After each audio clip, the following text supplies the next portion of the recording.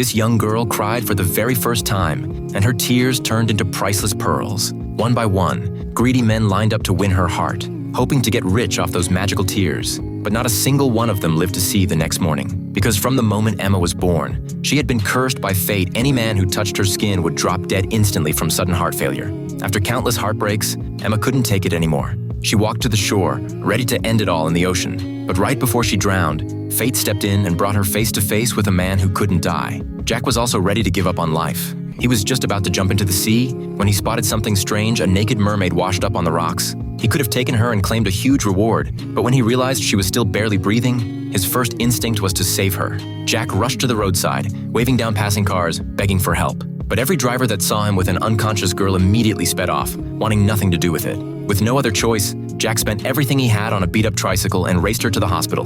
He was frantic when he got there, shouting at the front desk to get help. A doctor finally saw the strange patient, hesitated for a second, but then rushed her in for an emergency exam. That's when the mermaid suddenly woke up terrified. She started singing her deadly song. The sound was otherworldly. The doctor was instantly entranced, like he was under a spell.